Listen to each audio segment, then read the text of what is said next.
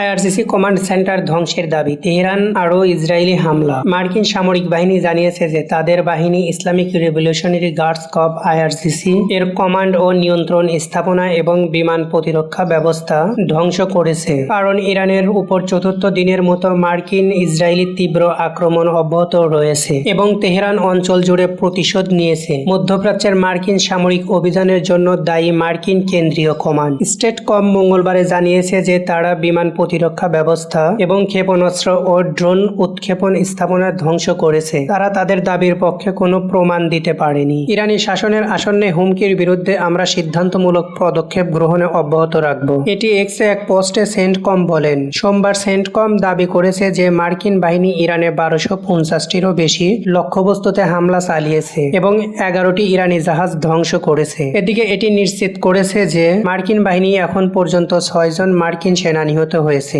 যারা সব কয়টি কুয়েতে সমাপ্ত হানতে ইরানের প্রতিশোধমূলক হামলায়। কুয়েত ভুল করে ইরানের হামলার সময় 3টি মার্কিন F-15 যুদ্ধবিমান ভূপাতিত করেছে। এটি আরও জানিয়েছে 6 জন ক্রু সদস্য বিমান থেকে নিরাপদে বেরিয়ে এসেছে। চলমান সংঘর্ষ এবং হতাহতের ঘটনায় এদিকে আইআরজিসি সংস্থা জানিয়েছে যে বুশেহর প্রদেশে মোংলা অঞ্চলীয় জাম এবং দায়ান শহরে মার্কিন ইসরায়েলি হামলা আইআরজিসি বিমান বাহিনী এবং নৌবাহিনীর 5 জন সদস্য নিহত হয়েছে এবং যুদ্ধ শীঘ্রই শেষ হওয়ার সম্ভাবনা কম, কারণ সোমবার মার্কিন প্রেসিডেন্ট ডোনাল্ড ট্রাম্প বলেছে যে ওয়াশিংটনে ইরানের বিরুদ্ধে সামরিক অভিযানের জন্য তার 4 থেকে 5 সপ্তাহের সমাপ্তি সময়সীমার চেয়ে অনেক বেশি সময় ধরে যাওয়ার ক্ষমতা রয়েছে। ইরানের উপর ইসরায়েলি হামলা অব্যাহত রয়েছে। ইরানের রাজধানী তেহরানে মঙ্গলবার রাতভর এবং ভোর পর্যন্ত বিস্ফোরণের শব্দ শোনা যাচ্ছিল। সামরিক মুখপাত্র অভিচার আদ্রায়ের মতে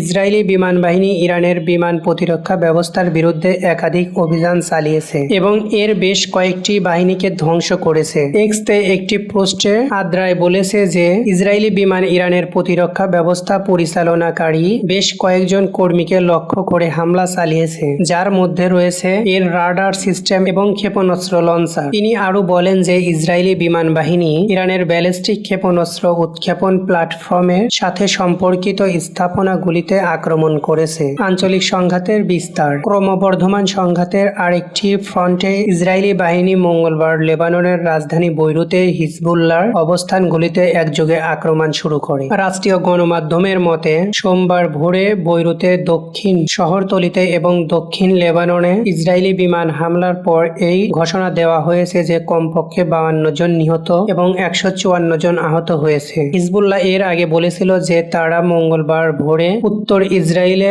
রামাত ডেভিড বিমান ঘাঁটিতে আক্রমণ চালিয়েছে। ঘাঁটির রাডার সাইট এবং নিয়ন্ত্রণ কক্ষগুলিতে লক্ষ্য করে ড্রোনের একটি ঝাঁক মোতায়েন করেছে। আন্তর্জাতিক স্বার্থকতা ইরান এবং সমগ্র অঞ্চল দ্রুত বর্ধনশীল সামরিক অভিযানের ফলে শিশুদের জন্য গুরুতর হুমকি সম্পর্কে জাতিসংঘের শীর্ষ কর্মকর্তারা সতর্ক করেছেন। বেসামরিক অবকাঠামো, স্কুল এবং হাসপাতাল সহ বেসামরিক নাগরিকদের উপর হামলায় আমরা গভীরভাবে উদ্বিগ্ন। শিশু ও সশস্ত্র সংঘর্ষ বিষয়ক মহাসচিবের বিশেষ প্রতিবেদন ভেনেসা ফেজিয়ার এবং শিশুদের বিরুদ্ধে সহিংসতা বিষয়ক মহাসচিবের বিশেষ প্রতিবেদনে নাজাত মাল্লা মজিদ এক যৌথ বিবৃতিতে বলেছেন, কর্মকর্তারা অবিলম্বে শত্রুতা বন্ধের আহ্বান জানিয়েছে। জোর দিয়েছিলেন যে সর্বাধিক সংযম অপরিহার্য এবং সকল পক্ষকে সর্বদা আন্তর্জাতিক মানবিক ও মানবাধিকার আইনের পূর্ণ সম্মানিত নিশ্চিত করতে হবে। ইরানি কর্মকর্তারা বলেছে যে মিনাবের একটি প্রাথমিক বিদ্যালয়ে হামলায় কমপক্ষে 165 জন স্কুল ছাত্রী এবং কর্মী নিহত হয়েছে। অন্যদিকে দেশের 9টি হাসপাতাল গুরুতরভাবে ক্ষতিগ্রস্ত হয়েছে বলে জানা গেছে।